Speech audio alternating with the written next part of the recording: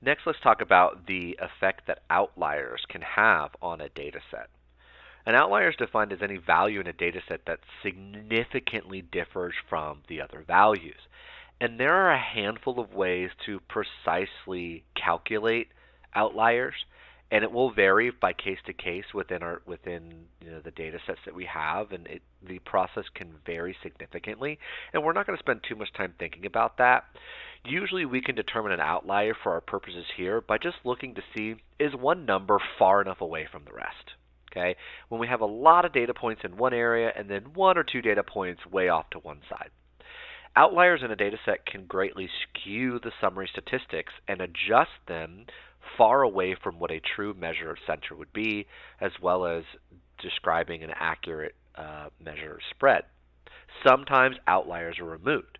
Now, when we're looking at real data and real data analytics, rarely do we actually remove an outlier, but it is important to dig deeper into why that data point is there.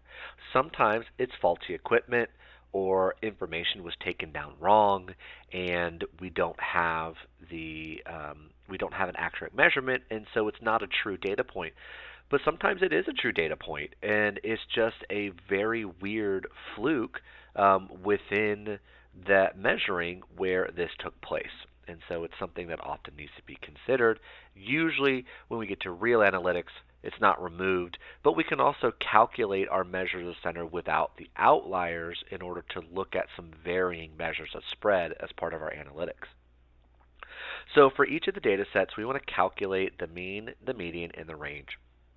Then identify the outliers and remove it. Recalculate the mean, the median, and the range without the outlier, and explain the effect of removing the outlier on each summary statistic. Now, normally you're not going to have to calculate the mean, median, and mode in order to identify the effect of the outlier, but it's helpful for us to see these specific values and then see what effect it has on the mean, median, and the mode. So I'm going to go ahead and give you the values of those summary statistics. We have a mean of 22. We have a median of 7 and a mode of 7 with all those data points that are given. Now, when we look at our data set, we can see, oh, this 100 is pretty significantly different than every other data point. So 100 is most likely going to be our outlier. So if we remove our outlier, we have a new data set of just the numbers 3, 5, 7, 7, and 10. Now let's look at our new measures for mean, median, and mode with just these values without the 100. The mean shifts to 6.4, the median remains 7, and the mode remains 7. So look at the difference between the measures when we remove the outlier versus when we don't have it. The measure of center that was most greatly affected was the mean. The mean is the only one that changed. The median and the mode remained the same, but the mean lowered significantly to be closer to the other two measures of center. Let's also compare range. Our range in our first data set is 100 minus 3, so we have a spread of 97. But in our new data set, our new range is 10 minus 3, which is only a spread of 7. So the rest of the data points are pretty closely clustered together, and so a range of 97 isn't very accurate for measuring the typical spread among the data set. So the outlier removed gives us more accurate values for those measures of center and measures of spread. If we do the same thing with the dot plot we have here, again, calculating a bunch of points with mean, median, mode can be really time consuming. So our mean in this data set is 50.5, our median is 51, and our mode is 51. Okay, those measures are all pretty close together. We have a range that spans from 56 to 41, or sorry, 42, 56 to 42. And so here our range is only 14. So we have a range of 14 from the least to the greatest value. All right. Now, outliers. 42. That's pretty far away from the rest of the data set.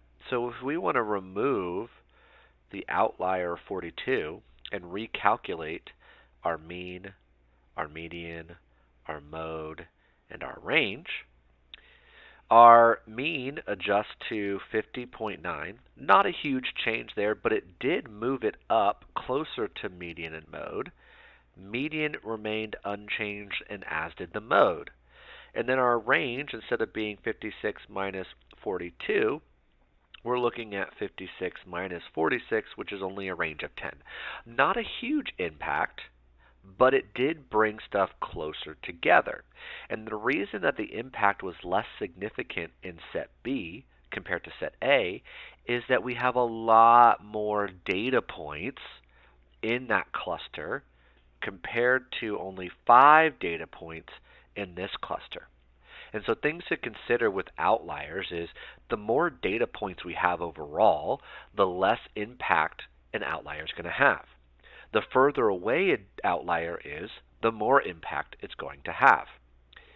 And then lastly, the measure of center that is most often affected the greatest by an outlier is the mean. The mean will usually have the most change when we are looking at whether we include or not include an outlier data.